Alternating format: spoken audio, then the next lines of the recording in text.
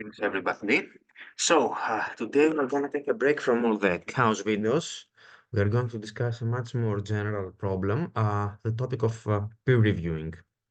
Overall, I'm going to discuss about whether it is worth it to become a reviewer yourself, how to review a paper, and, what to expect during the revisions round. So, first of all, big question. I mean, is it worth it becoming a reviewer?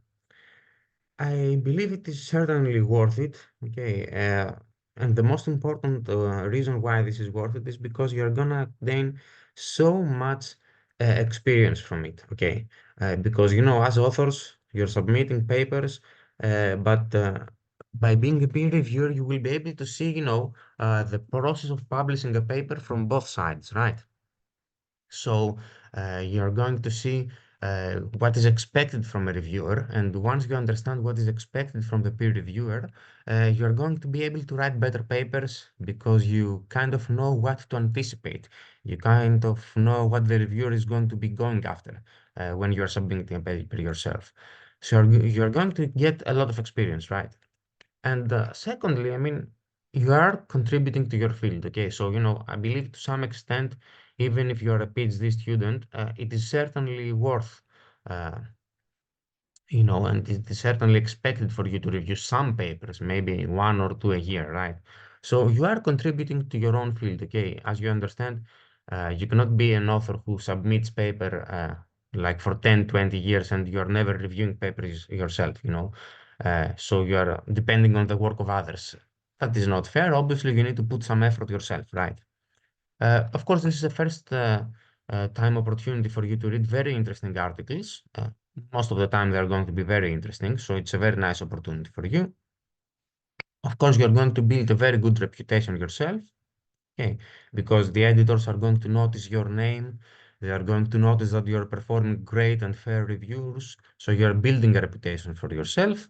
And of course, you get recognized. There are some websites that can provide you some recognition, like Pablons, which now belongs to the Web of Science. Okay, so I'm going to talk about that at the end.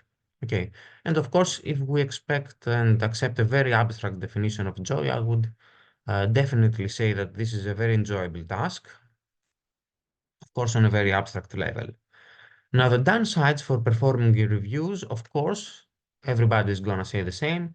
It requires extra time from you and it is unpaid work. Okay, so generally speaking, nobody pays for reviews with some very few exceptions here.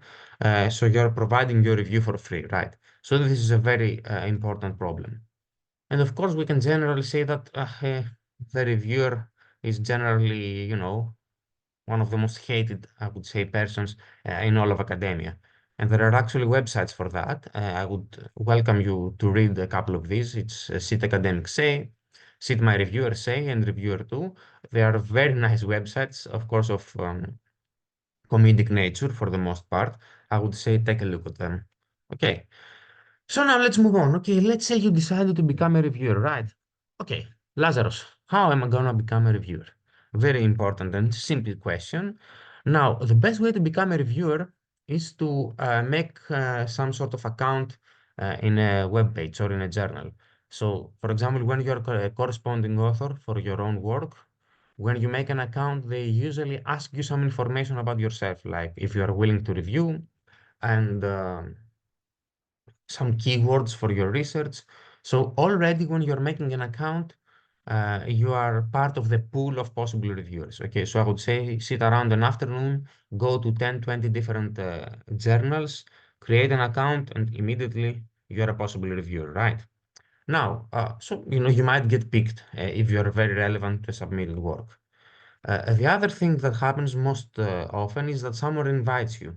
So let's say, for example, your supervisor or some colleague in your department knows that you are a very good researcher, knows that you are a very fair person, so they will probably invite you to perform a review on your own topic. So this is another thing that mostly happens, right? Now, let's say that eventually you receive a peer review request. What do? You check the authors list. Obviously, you should have no conflict of interest with the authors. You check the title of the paper and the abstract because you don't have the full paper yet. Usually you get sent the full paper after you accept the review, right? So after you review these topics and see the deadline, you must decide, do you feel familiar with the topic to judge it? Okay, that's a good thing. If you don't feel familiar, you cannot perform the review. But additionally, what is the deadline? Okay, can you perform the review within the deadline? Because if you can't, you are gonna end up delaying the authors, delaying the publishing process, which is unfair. Okay, it has happened to everyone. So you don't want it to happen to you, so don't wanna do it to somebody else, right? So if you feel familiar with the topic and you have time to perform the review, you can accept the review invitation. Now, from you, we expect a decision. You know, the decision is usually within one of the four options. Okay, so you need to support your review with a decision and, of course, a review report. Now, the usual decisions are these. You know, it's direct accept. As you can understand, this rarely happens. You rarely accept a paper on the first side because there are always some points for improvement. The best option, I would say, is minor revisions. Okay, minor revisions means that the paper is overall very good, it is very well structured, but there are some information missing. Okay, for example, some simulations need to be repeated or need to be added. Some information about some parameters are not provided. Some figures needs improvement. You know, some basic stuff. So it's already a good paper. So that's the best decision. The most common is major revisions. Okay, this means that there are many information missing. I'm sorry, there may be some inconsistencies, there may be some flaws, but overall, you have read a paper that it is overall good, but it has issues, so it cannot proceed further. The authors need to revise those issues and maybe then consider it again. Okay, so here you are not yet accepted. This means that you are at a very good opportunity to proceed forward, right? And of course, if you see many flaws in the paper, so many experiments missing, big mistakes, stuff that, pretty much, carelessly written paper, stuff that really cannot be improved like within a month or so, then you have a good indication that the paper should be rejected. Okay. So you should decide among these four options and then provide your review. Now, what are the things that you should check? First of all, you need to check the relevance to the journal. Okay. Usually, of course, this is pre-checked by the editor himself. So the editor themselves check this. So probably once you receive the invitation, it's going to be relevant to the journal already. Then start reading the work, right? The work, right? So the most important and obvious thing, is everything correct? I mean, if you detect any flaws, I mean, are they minor? For example, let's say in a simulation, they have a wrong number for a parameter. Okay, do the simulation again. This is a minor problem, right? But on the other hand, if they may have major flaws like mathematical mistakes or very obvious mistakes in the methodologies, that's a very big problem. Okay, so this tends towards rejection, right? If you have very big flaws. Another that seems obvious, but it isn't, okay? Is the work understandable? I mean, I know it sounds obvious, but sometimes you read a paper and it is in your own field of interest, and you have no idea what the authors do. Okay, it happens a lot, unfortunately. So this is a very important topic that you read the paper that makes sense. If it doesn't make sense, it is a reason for rejection, right? Now, is it important? Because sometimes when you review a paper, everything is correct, but the results are just not important. Okay. So when the author submit on a very good quality journal, uh, I cannot simply accept it because it is correct. Okay. For very high quality journals, it also needs to be important. So if it isn't important, it is very hard to accept this sort of a paper. So this is another thing that we definitely take note of. Now, is it appropriately reviewed? Is the problem appropriately presented? Because sometimes you read a paper and the authors go directly, to the point, like, okay, I did this, these are my results. I mean, okay, you did that. Okay, thanks. Well done. But how are they important? I mean, what other stuff have been happening in the last 2 years? So when we're writing a paper, you need to properly structure the review of the previous results, how your problem fits into these results, what are the parts that are improved. So these are all important, right?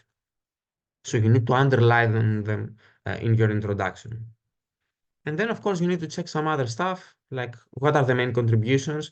This should be clarified. Okay, you need to note that yourself as authors, you should have made very clear indications of what are the contributing parts of your paper, like part one, part two, part three.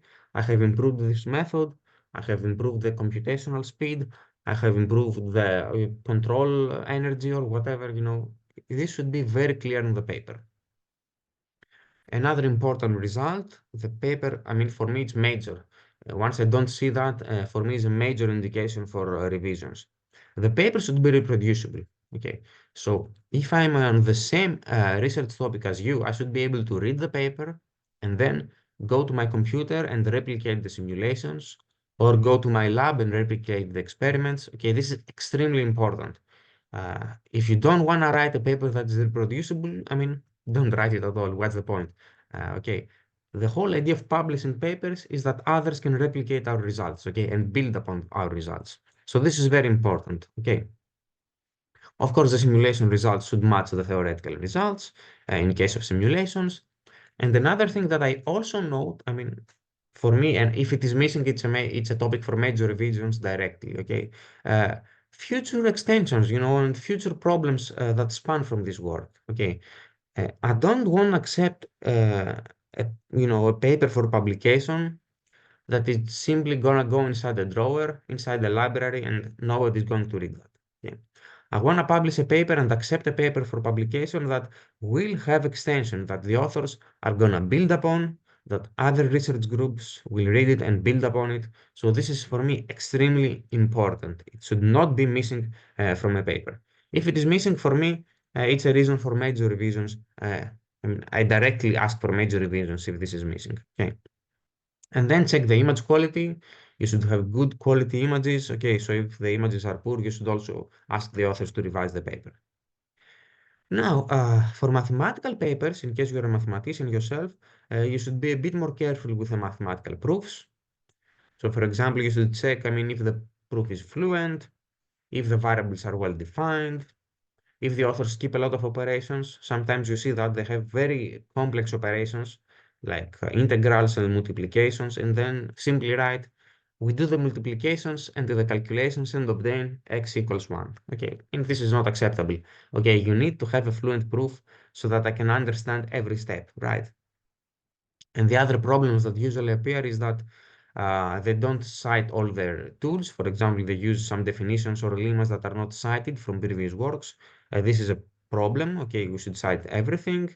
Or sometimes they use some mathematical tools from previous works. They don't define them. Okay, so these are usually topics that appear in mathematical proofs that should be corrected. Okay, so specifically for mathematics. Now, let's say you detect all those issues.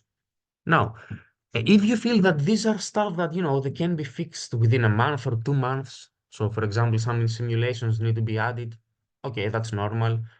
Maybe you detected some small mistake that, okay, doesn't really affect the whole process, so maybe it needs to be corrected.